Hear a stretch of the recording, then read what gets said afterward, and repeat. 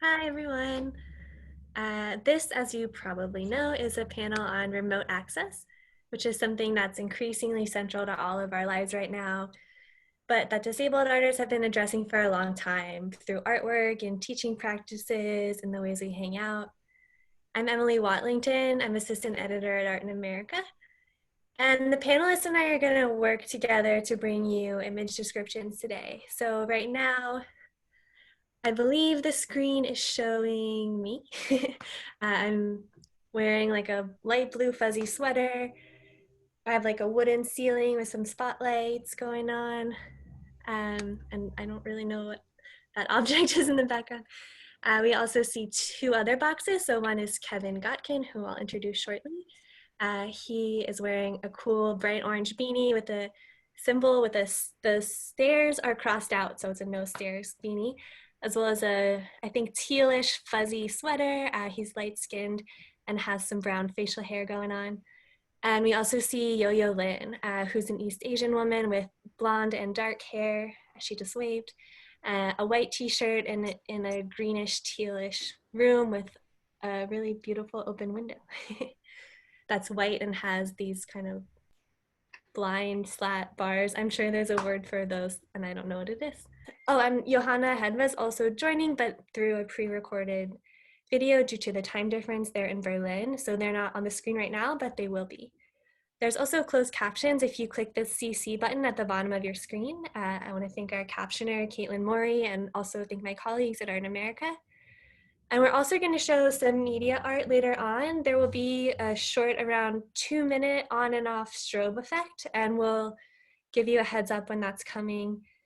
And if you have any other access needs, please feel free to reach out in whatever way suits you. If you type in the Q&A box, it'll go to just the panelists and not to the attendees, so please feel free to do that if you feel comfortable. Any access needs, let us know. So before I introduce the panelists, I just want to talk a bit about what prompted this discussion, this topic. As I'm sure a lot of you noticed, when things started shutting down and everyone who was safe and able to keep their jobs and had a home to work from began working from home or teaching from home or learning from home, many people scrambled to get their courses, their exhibitions, their jobs into some form that was remotely accessible. We've had the technology to do these things for some time now, but it hasn't always been everyone's priority. I mean, I'm not going to pretend that I don't miss gathering in person or seeing art that isn't on my laptop, but I also think that our aversion to remote access in normal life, whatever that means anymore, is often pretty ableist. So many people just aren't considering disabled people as an important part of their audience, their workforce, their think tank or whatever. And access accommodation was not everyone's big priority before, but now we're all doing it all the time, even right now. So I'm really hopeful that we can incorporate some of the remote access techniques that we're all learning into the future. I don't think that just means online viewing rooms, those are fine, but I'm referring to approaches that think about remote access when making artwork or conceiving of an exhibition from the start, rather than tacking it on at the end. In a conversation last year in Art Papers, Constantina Zavitsanos, Park MacArthur, and Amal DeBlanc called this approach using access as a primary material, or we might even say an artistic medium, and that's something I think about a lot as an art critic. We at Art in America recently published a piece about how different professors are approaching the challenge of teaching online by Kyle Dantowitz, which includes a mention of Constantina's course. They, and I'm sure others, have incorporated Zoom into their class since long before this pandemic to provide another way of showing up. So disabled people are really the remote access experts that we all need to be listening to right now.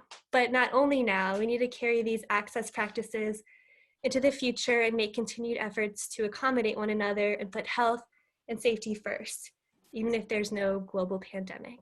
So when the lockdown first began, a lot of disabled people noted that they've been asking for certain accommodations for a long time, like remote learning or working from home. And either then they had to lobby vigorously or were questioned as to whether they were sick or disabled enough, especially those of us who might not look the part. And plenty have faced employment discrimination for needing accommodations that are now suddenly universal. I think now a lot of people are finding that we totally can adapt to accommodate certain situations, and we're realizing the importance of health and safety and care and mutual aid. There's also the reality that, and makes me kind of nauseous to talk about this, but it has to be addressed, the reality that there's all these articles, protests, stupid stuff on the internet every day suggesting that maybe this pandemic is not such a big deal because it will mostly kill elderly and disabled people. And I've seen that not just coming from strangers, but from people I know, and I'm sure a lot of you have too. Doctors with limited resources are also being put into the pretty terrible position of having to decide whose lives are more valuable, and often plenty of people assume that disabled lives are miserable lives. So while many disabled artists make work about the importance of access, others make work that celebrates different body minds and crip culture. I'm thinking of this amazing quote from Alice Shepherd, a dancer who uses a wheelchair. In an interview for Amy Hamri's really cool podcast called Contra, which is all about disability justice, Alice said, "Disability culture is more than the constant arguing for justice and the constant explaining of a disabled life." She says that disability culture is about who we are when we're not justifying our humanity to others. So all of our panelists today are going to touch on access, but also on celebrating crip culture. There will be a blend of rethinking ableist attitudes that we've all inherited, as well as artistic and concrete practical approaches for how to do access. I think all of these perspectives work best when blended together. This pandemic is also revealing the ways we're all interconnected and vulnerable and depend on one another.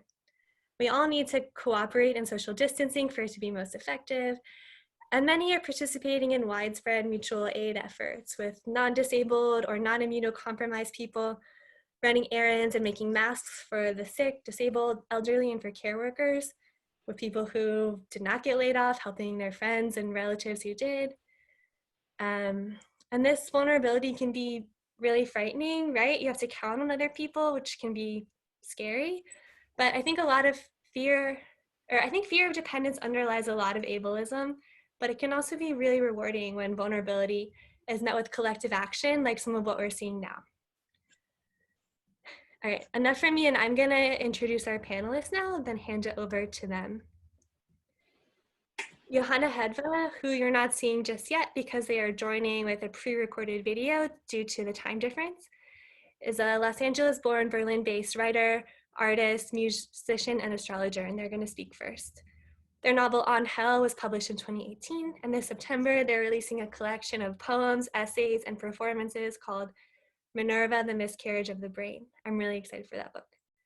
They're probably best known for their essay, Sick Woman Theory. It's a really important work that's been translated into 6 languages. I really recommend checking that out. It's really relevant right now and deals with the question of how one can be an activist when you're sick in bed or stuck at home. Today, they're going to read from a recent essay written in response to COVID-19 that gets at the notion of what some people call crip time, which can refer to the need to be flexible for relapses and flare-ups, for bad pain days, and for migraines and headaches.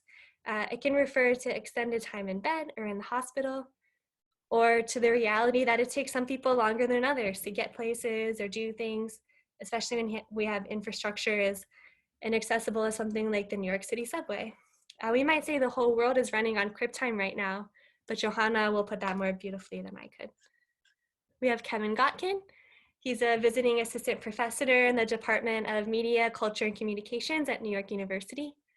He holds a PhD from the Annenberg School for Communication at the University of Pennsylvania, and he studies ableism in American culture. Currently, he's working on a book about histories of the telethon, dance-a-thon, walk-a-thon, and hackathon in the US, so that's 2 books you have to look out for. And in 2016, he co-founded Disability Arts NYC, which is an activist organization that seeks to advance the aesthetics and artistry of disability in New York. He's also an artist who works in video and audio, and he's a DJ fostering accessible nightlife, which I love. Parties are all about creating a welcoming vibe and a safe space, and so is access. And at the very beginning of quarantine on the East Coast, Kevin DJ'd a remote access Zoom party that he co-hosted with design historian Amy Hamri, innovating approaches to remote nightlife.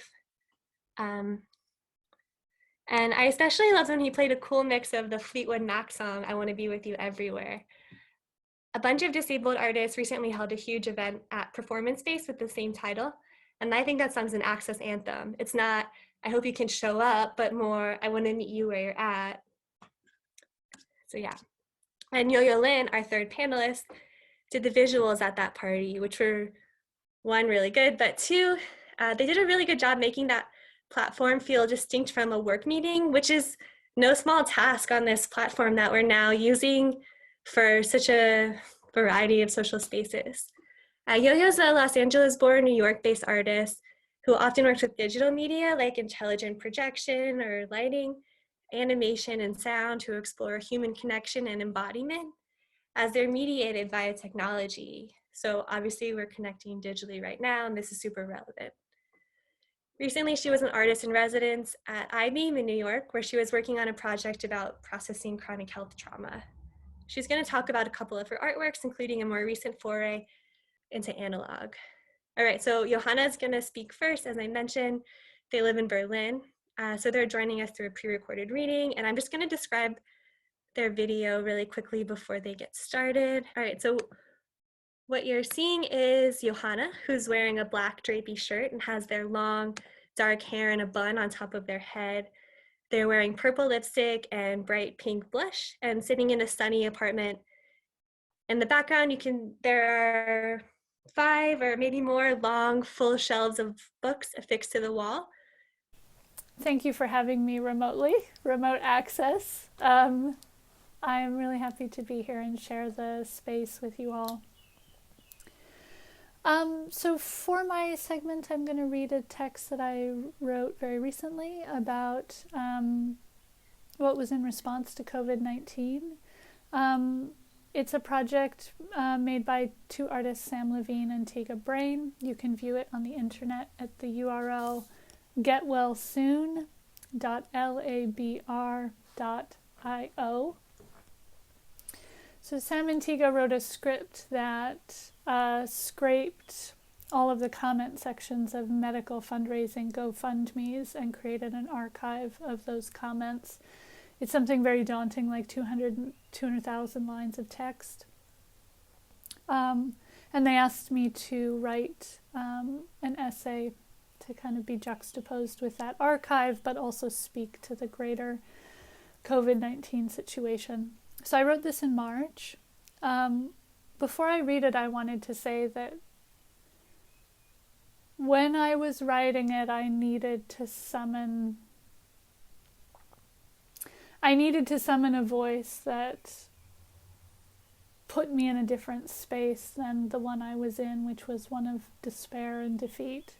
I often use my writing to get me into another place. In that way, I'm partial to the belief that writing is a form of spell casting or magic. But one of the things that I wanted to get closer to thinking about with this work was the instances in my own life where I've been very lucky to experience interdependent communal care. And I've experienced that with my CRIP fam, who I want to just shout out to. They'll know who they are. But as you know, a disabled person with chronic illness, I have been my politic was sort of forged in a crucible of finding other disabled and sick artists and being taken care of by them and being able to give care to them too. So I wanted this piece to sort of conjure this space that I've felt with them, that's one of dependency and care care that sort of abolishes the get-take binary, which I don't really have time to get into, but hopefully some of this essay will lead you to thinking about that. That's something that I am really invested in working toward as a practice, is getting rid of the idea that there's a get and a take or a give and a take. in a care situation. Okay, so I'll read this. It's about 1,000 words. It'll take me about 10 minutes. It's called Get Well Soon, and it doesn't really have a title. It's just the title of the project with Sam and Tiga. And yeah, you can read along at getwellsoon.labr.io.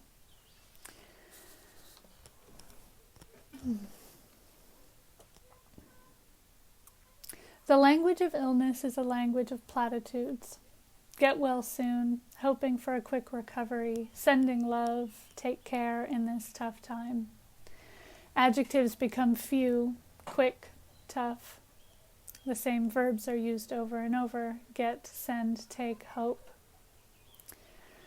The language of revolutions is also one of platitudes. Ain't no power like the power of the people, 'cause the power of the people won't stop. Say what? The people united will never be divided. No, no, we won't go. No matter what they are asking for, protesters chant the same chants, their signs, shout the slogans of before. When we are desperate for change, as we are both in illness and insurrection, our language drains of complexity, becomes honed to its barest essentials. We feel we cannot waste time with adjectives or similes or hypotaxis. No, we have a message to get across, and it's crucial and immediate. We can't afford to risk its meaning getting lost in too many words. As illness and revolution persist, though, the language made in them and about them deepens, lets in more nuance, absorbed in the acutely human experience of encountering one's limits at the sight of the world's end. Are these my own limits?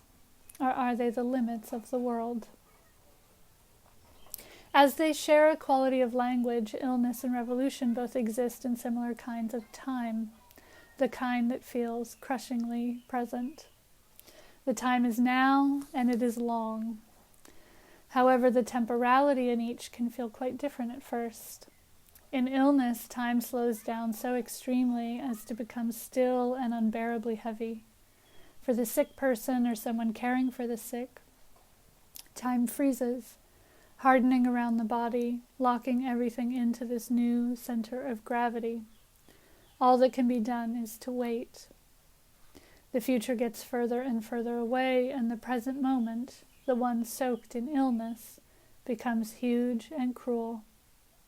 In illness, the now feels like punishment. In revolution, when it's still young and fervent, time froths around the fact that the time is now. No longer will we do what we've done in the past. From today forward, we will, and it doesn't matter what comes next. Its function is the same. The promise of change, the zeal for a new tomorrow, the hope for a different future.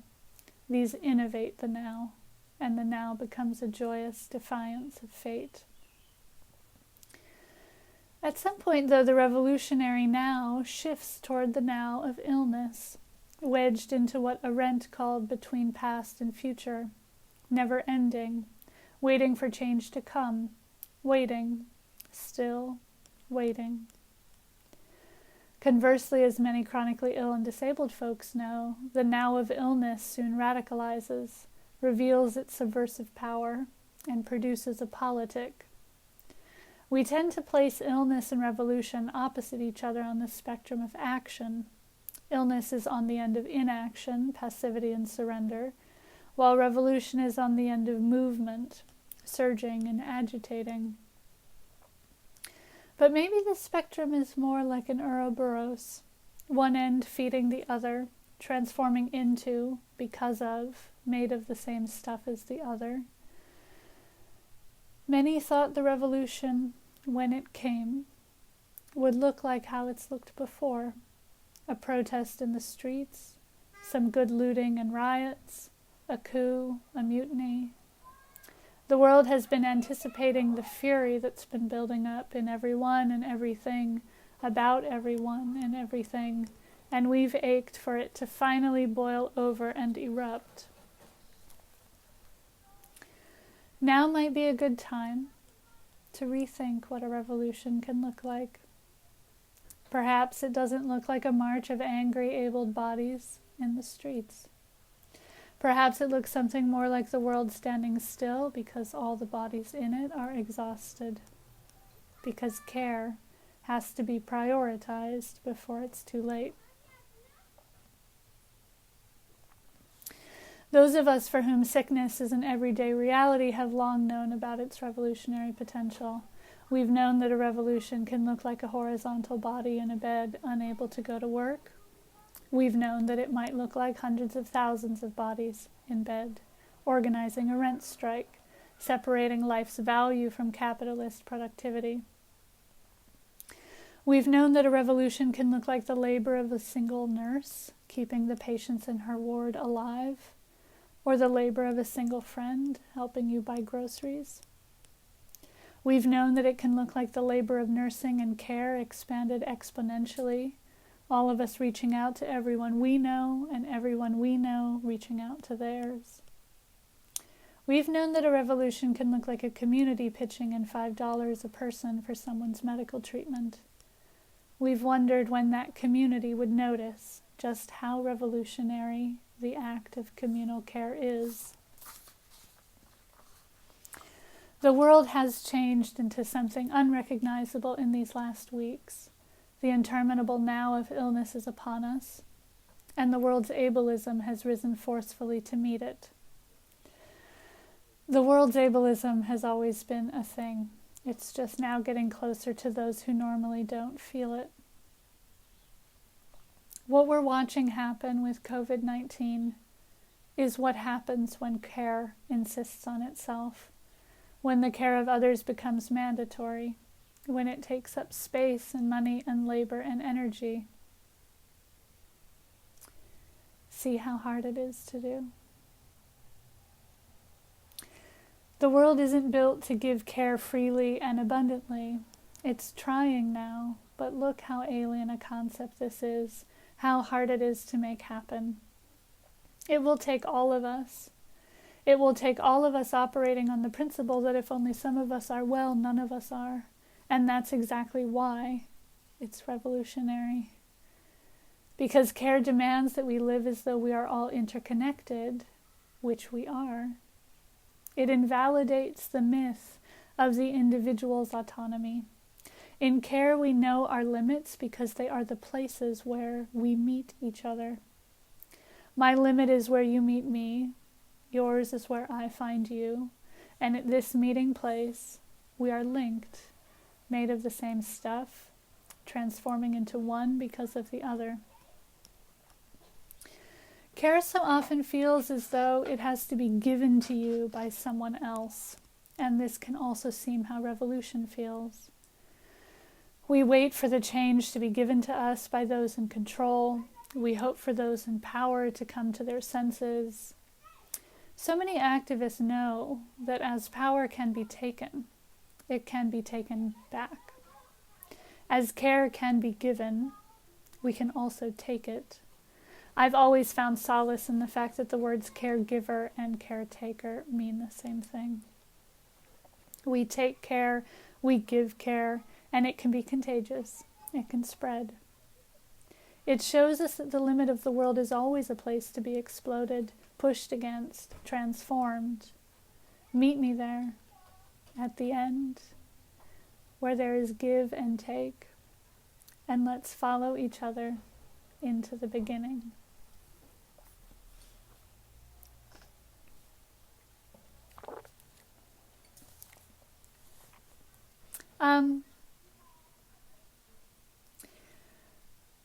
I always get kind of emotional when I read this piece because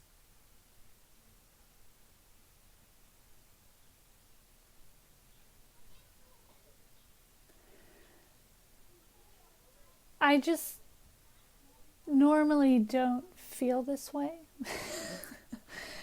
And it's, as I said before, it's through writing that I summon a space to make this be true.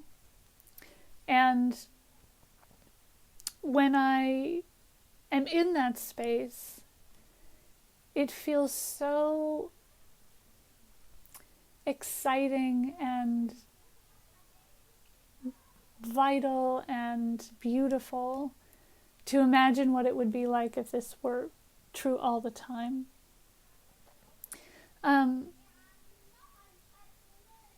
And so there's always this kind of,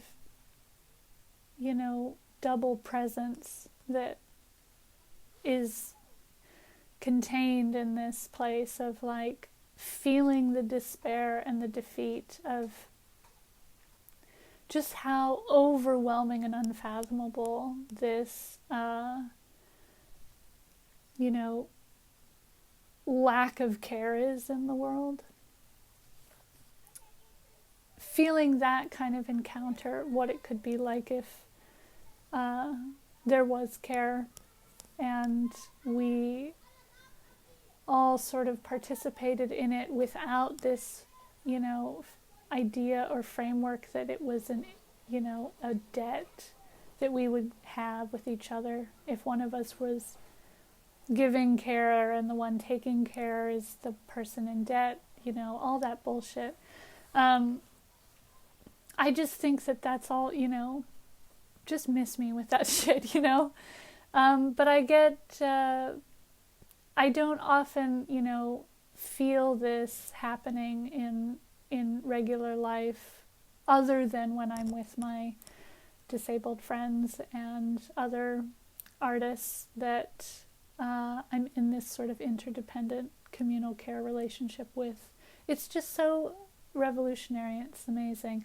I mean, I can just point to one particular instance when I was staying at my friend's house in New York and I had a total flare. I couldn't even sit up. I was in so much pain. So I was on the second floor in the room that they had set up for me in bed. And they had a dinner party that night with a lot of my friends.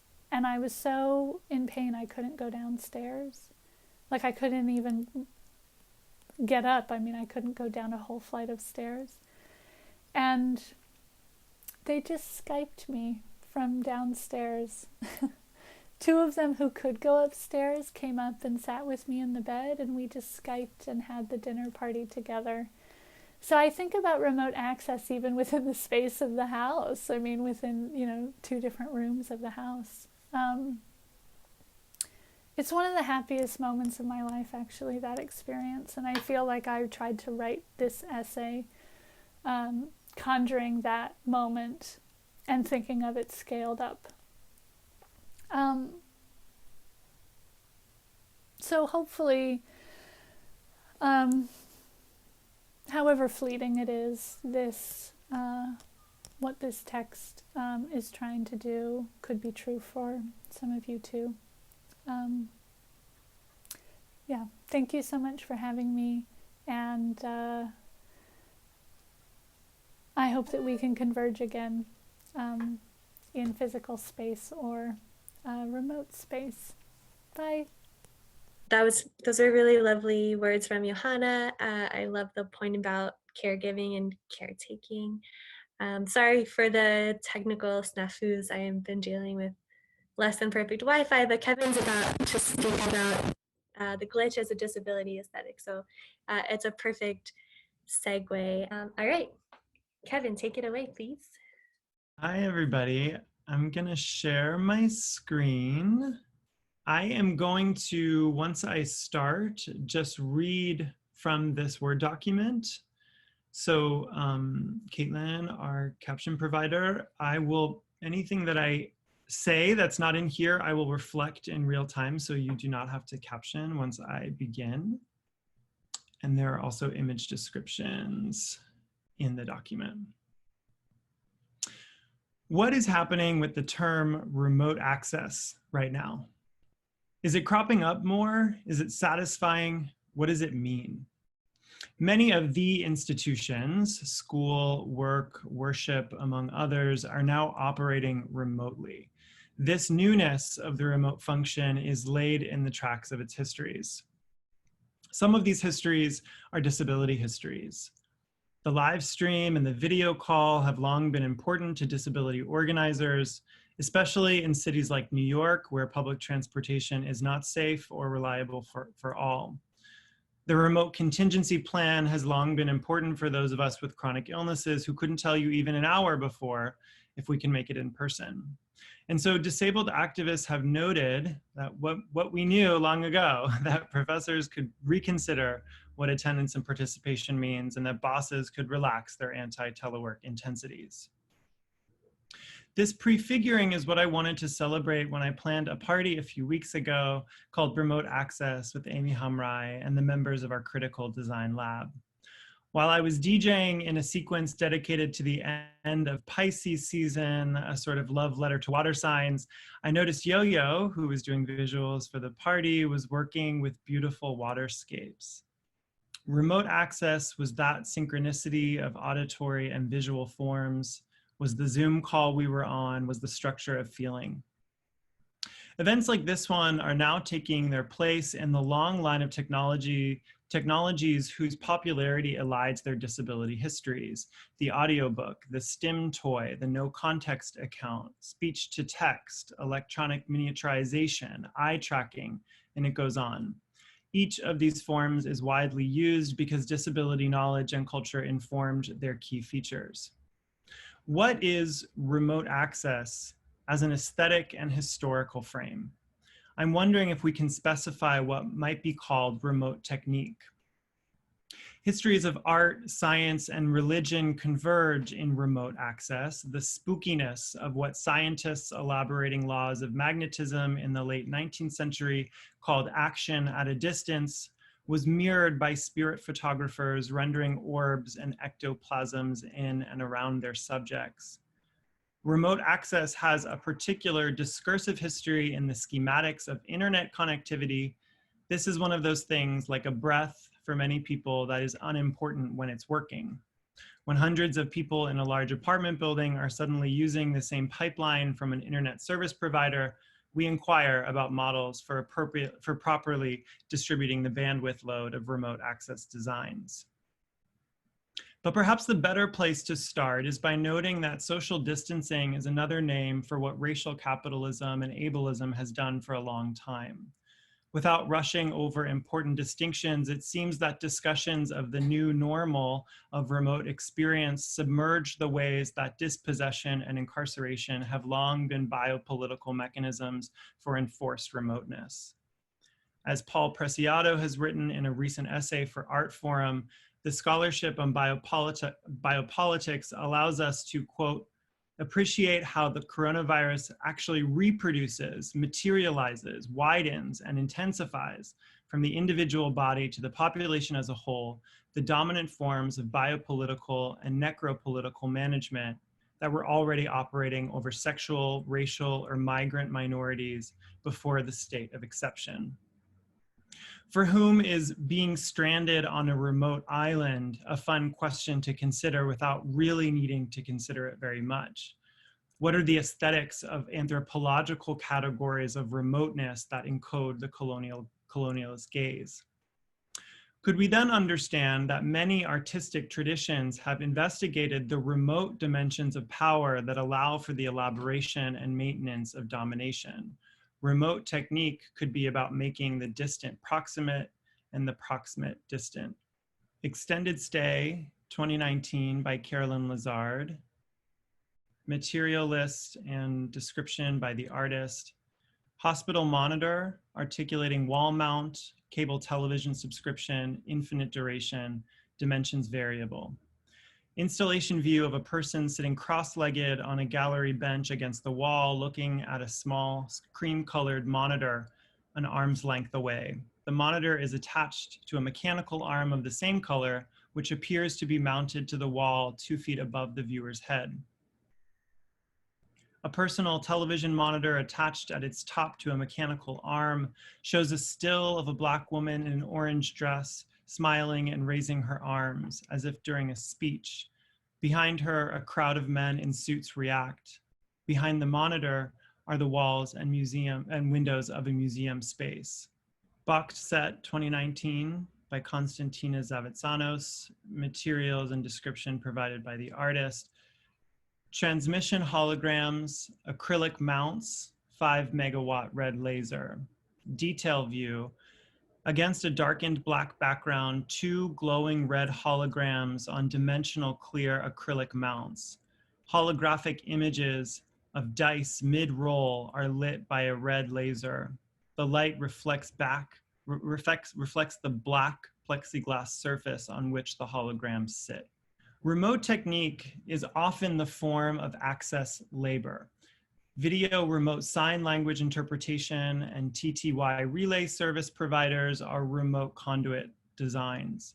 Media access formats like audio description and captioning can also be thought of as remote techniques, especially when these forms are overlaid spatially and temporally apart from the site of production.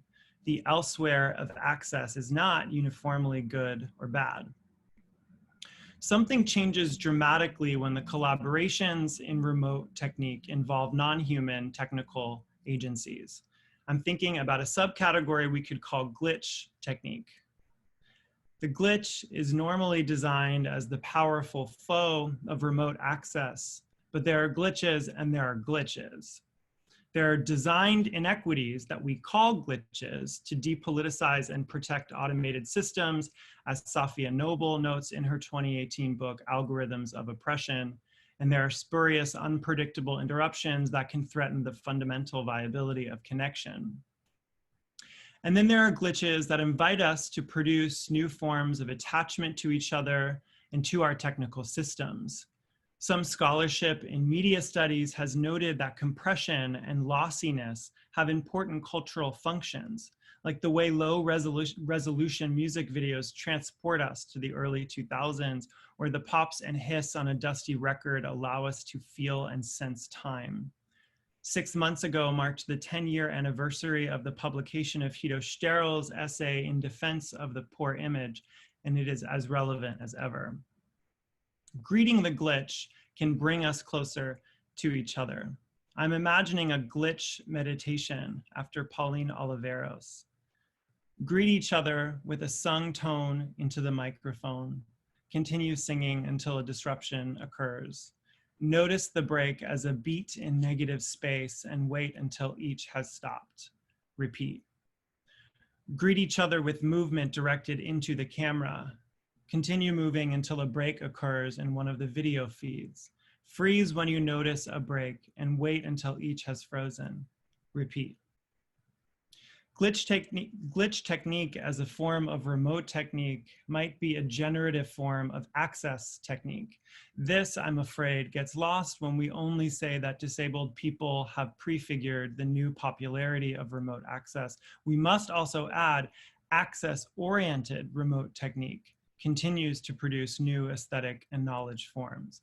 Access-oriented remote technique could be the way we proceed as if the revolution has already happened. I'll end then by stressing a call made by disabled artists to conceptualize the production of access as inherent to the production of art itself, which means we could spend the Q&A just sharing tips, access tips for Zoom meetings, and it would not be a detour or delay.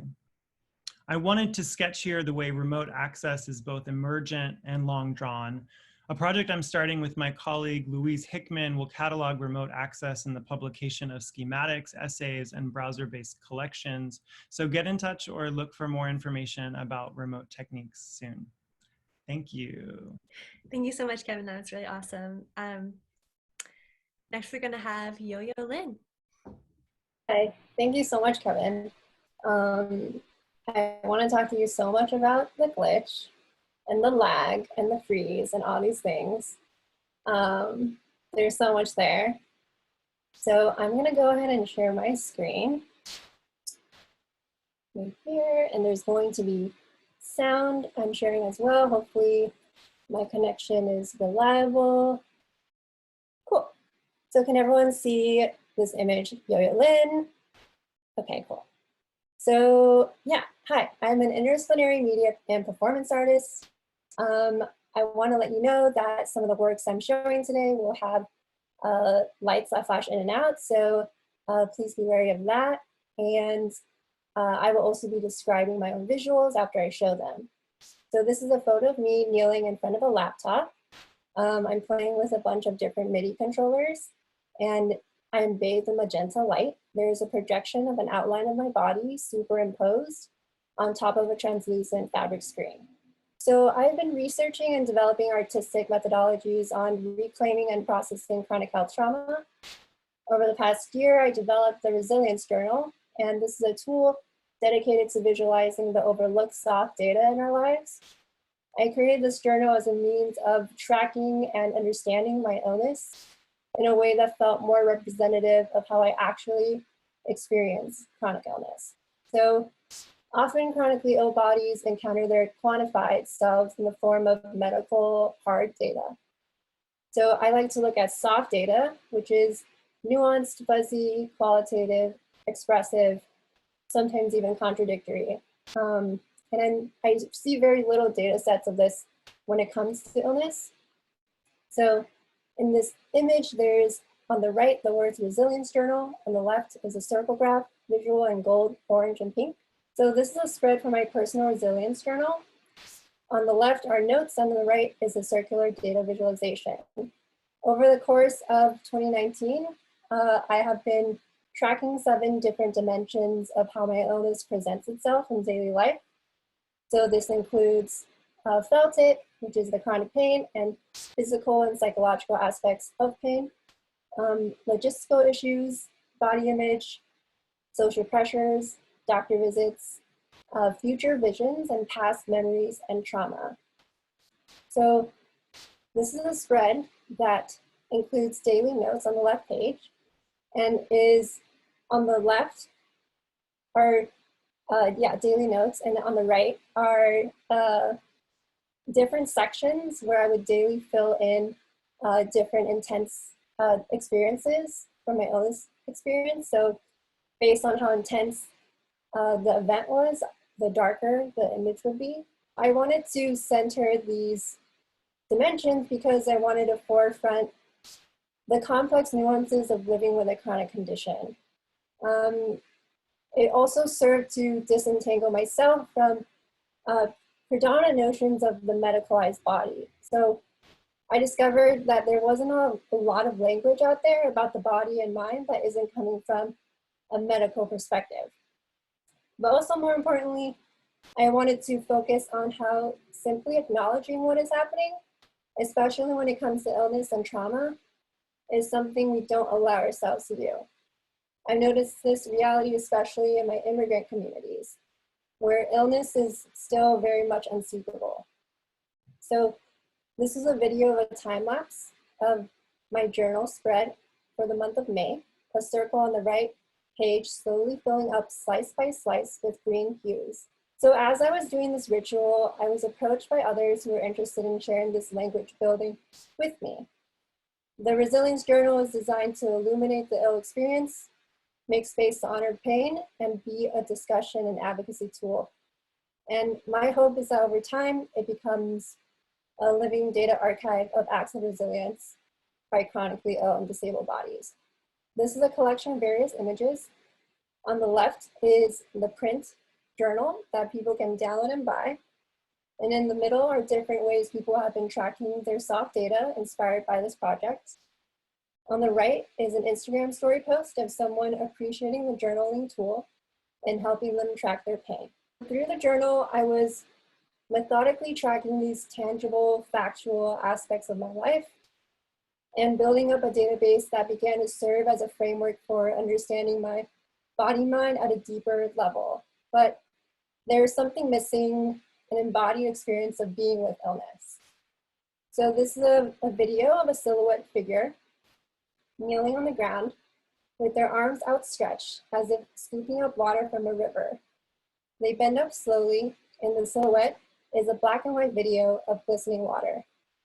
So I began recording my movements using webcams, my phone, and also a depth camera called the Microsoft Kinect.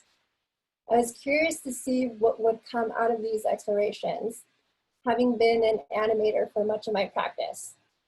In this particular recording, I was exploring if restorative movements and gestures of care could be choreography, doing stretches and movements that were pleasurable for my body, particularly focusing on the rigidity of my spine.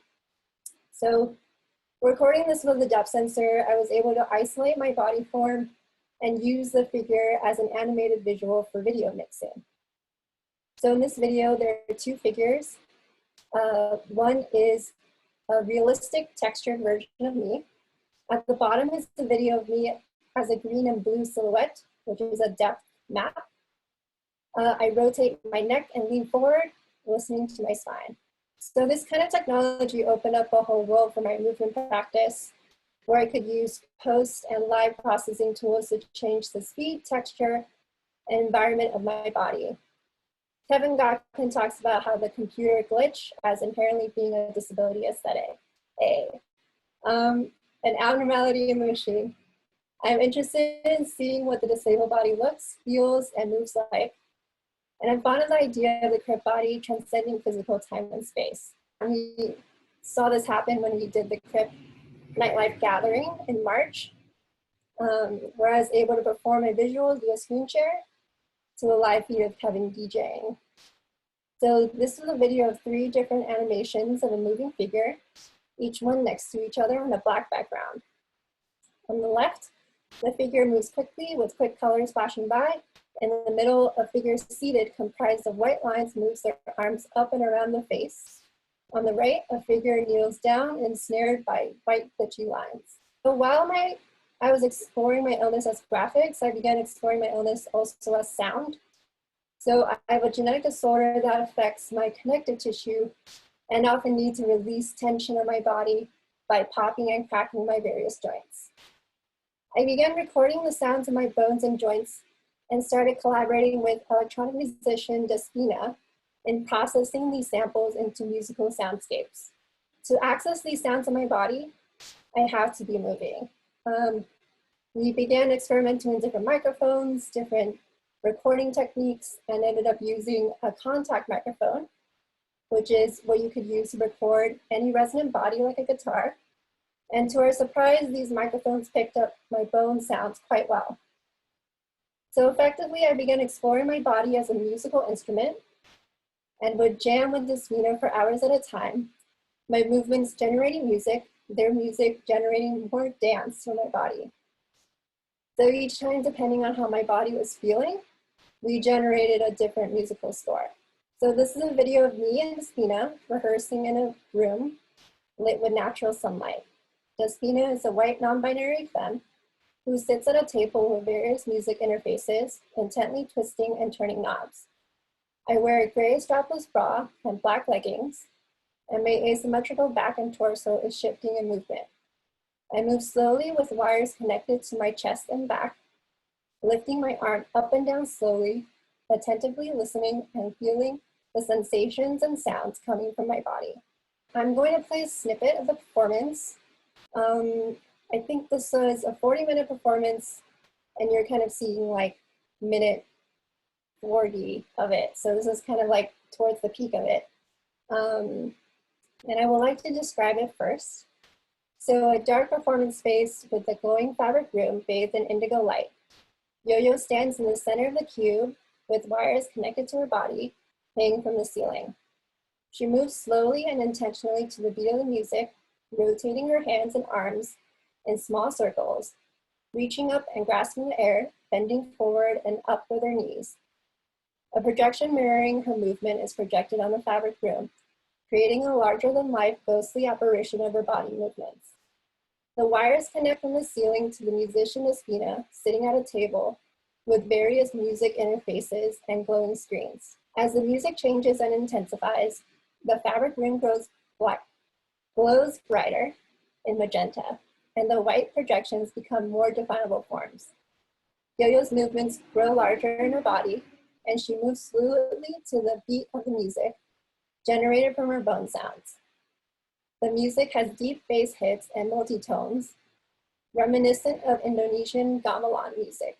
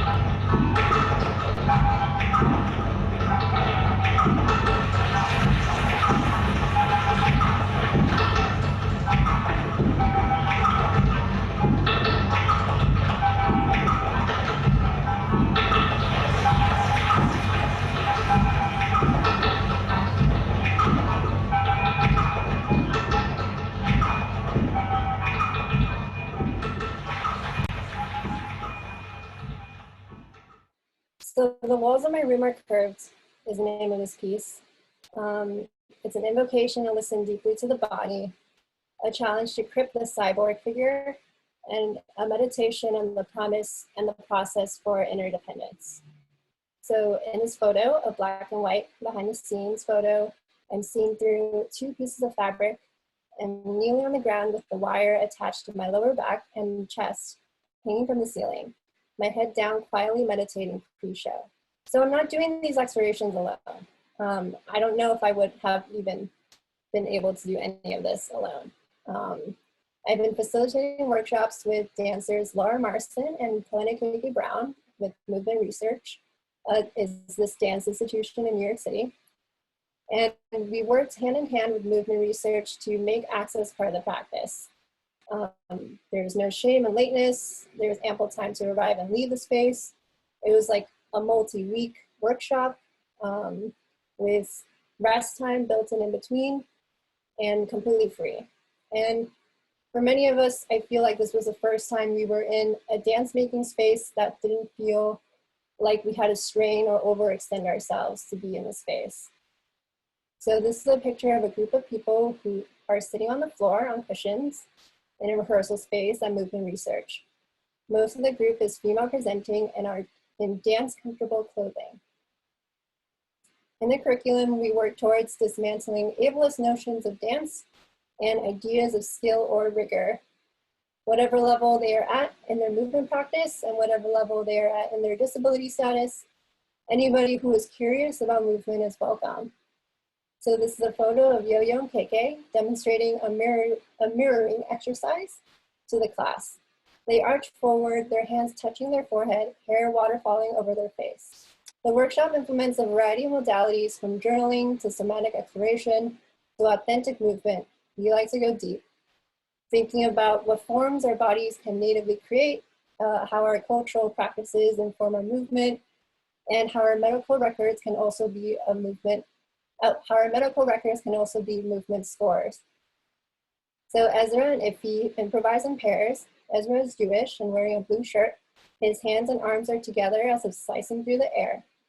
Iffy, a black femme, is very much in the air, jumping up almost out of frame and wearing socks with pug puppies. Above all else, it was a space to behold each other in our wholeness.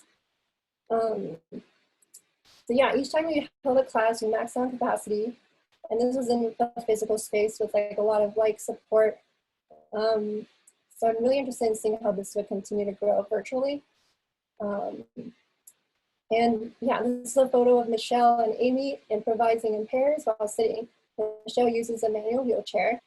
They mirror each other, reaching up into the sky and taking up space. Yeah, I'll leave you with this quote from this essay. What if we refuse the convivial forms of care that deal in contracts of exchange? What if we approach care as an event? I would like to think about that a bit more. Like, how do we pursue acts of care, access work, and inclusive organizing as an art form, a shared experience, or an event? Thank you. That's me. If you want to reach out. Thank you, Yo-Yo. I wanted to open up to questions. The question is, I appreciate each person's eloquent contribution and experience, and I'm heartened by the ideas and conversation. So thank you and yay. I also want to acknowledge that there are disabilities that make it hard to negotiate distance technologies. For example, people with specific disabilities that affect symbolic language, letters, words, musical notes, etc. And I want space to be held for people, and particularly artists with disabilities whose way of communication doesn't translate so well to this type of space.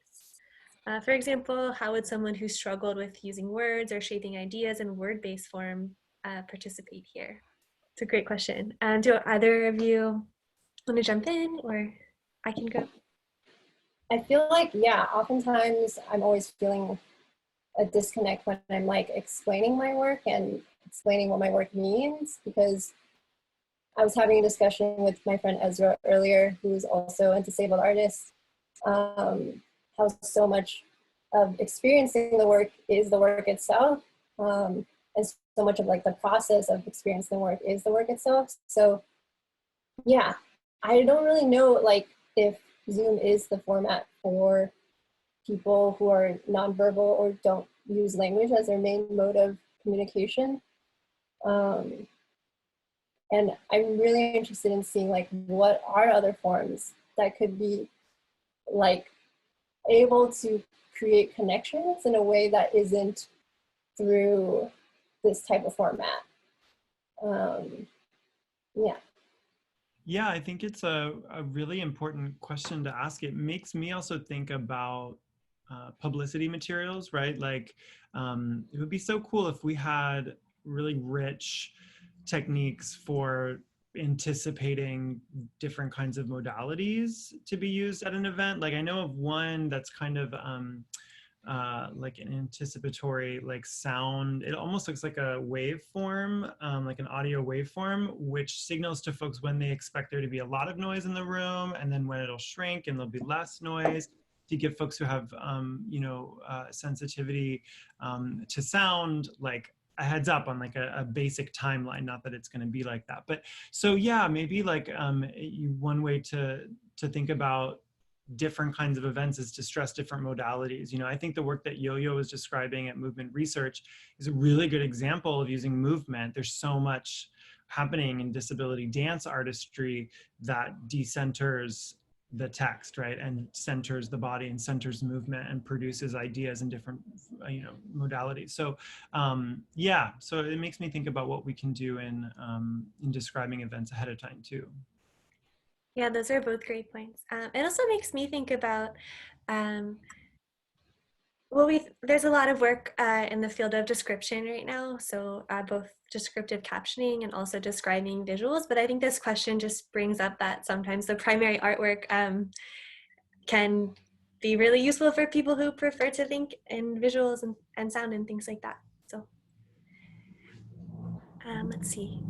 Thank you for that question. There's quite a few more. Thanks, guys, for all your participation. How should arts organizations adopt the principles and methodologies that these three artists presented as a universal approach to their artists and audiences? Great question.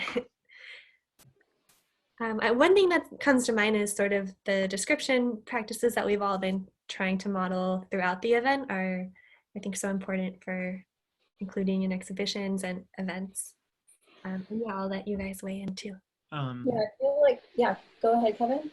Well, I was going to say starting anywhere is a good start, because I think sometimes we talk a lot about we imagine that it's a much greater hurdle to doing a lot of the access work than it actually is. And of course, there's a lot of sophistication and organizations that do a lot of great access work, like get better at it, and it is kind of incredible. But also there's a lot of things that are like immediate that you can do now, starting with access checks. I think underlying all of that is the need for organizations to really care about disabled artists and audiences. And and it's not about accommodation or inclusion, it's about centering the knowledge and culture of disability. Because in New York, we have had for years like a lot of 101 events, a lot of like how an arts organization can get started. And we've even gotten to the point where we're a little bit like frustrated with how many intro events there are, and now we need to kind of like get to more sophisticated conversations and diversify the offerings. So I think it's in order for us to get to the next level, we really we need to move beyond kind of compliance and thinking about inclusion as a form of accommodation, like just getting folks in the door. We really need to think about centering the particular ingenuities of disability culture. And I'll just add another question, and we can speak about both because they're related. It's from Claire Finn. And the question is, besides accessibility metadata like alt text and descriptions of photos, what are some things that would be your top recommendations to include in virtual exhibitions to be as inclusive as possible? I feel like a lot of like stress has been put into alt text and image descriptions, and I feel like that's also been somewhat of a diversion as well in terms of like thinking about access as a whole. Like, why include alt text when you know for sure there aren't any people who are visually impaired that you're interfacing with as an organization or event? Like, how do you know that the people who would be most needing these resources, like, are they actually a part of your community yet? You know, like, I think there's been a lot of questions for me in terms of thinking about how these virtual spaces, like, have now been adopting these techniques, but not actually reaching out and building a safe culture for people with disabilities to engage with their spaces. And I think that does stem from not having a lot of disabled or chronically ill folks on staff or people that can advise them. They don't like go out and find consultants and pay consultant fees and think that this is just like an easy thing that they could just tack on so that they can be accessible. So yeah, I think there's a lot of deeper questions there that need to be addressed. And I think there is a lot of amazing work being done in terms of compiling all this information. Like Carolyn Lazard has this amazing access primer. Johanna has her access writer as a disabled artist to participate in organizations that you know, cannot foresee her needs. So she has it all, or they have it all put together into an access writer, much like a technology writer. Yeah, so I'm thinking like there needs to be like a constant conversation that's going on between the disabled community and the organizations that are wanting to create more accessible events, because it's an ongoing process. And I might just add to that that I think there's like such a mixed bag with virtual exhibition efforts. Some that are trying to like recreate the gallery experience on your screen, which there might be like various reasons to do that. But I think another approach that a lot of artists who are working with access as a primary material are thinking like, no, maybe the laptop screen is the primary space rather than like a simulation of the space that no one is going to. Oh, go ahead. I was just going to echo what Emily and Yo-Yo just said about sometimes the way we ask a question about what the features are assumes already that it comes like later, you know what I mean? Like we're going to do an online exhibition, so what should we add to it? But I think the most innovative stuff happening are shows, you know, remote collections and exhibitions that are being assembled around those access features themselves and like integrating them like centrally into the kind of curatorial concept. So I was just thinking the other day about no context Twitter and Instagram accounts, which are like, for me, one of the interesting ways that captioning has become more popular. So if you've ever seen one of these, it's like a still image that usually has a caption that is like kind of humorously decontextualized. So I was looking at one from the Great British Bake Off, which like had an image of like green leaves being cut out of fondant, and the caption said, "I'm going to use these leaves to cover up the cracks." And it's kind of like funny because you kind of know what it might be, but it's like kind of decontextualized. And I was thinking about what giving a no context image description for a no context still like would be, right? And like how description is all context, right? So then like how do you use the humor and the fun and replicate what we're seeing in this kind of rise of the popularity of the caption in no context accounts, like in that way, and doing work like what Shannon Finnegan and Bojana Kokliat are doing, you know, thinking about alt text as part of the artistic object, and that when we create works that we also create the accessible forms that are attached to them. So yeah, so I think centering the access formats themselves as opposed to thinking of them needing to be tacked on is the kind of radical move. Thank you everyone for coming, and also Caitlin for doing the captioning, and Kevin and Yo-Yo and Johanna for sharing your wonderful thoughts, and my colleagues at Art in America for helping me put this together.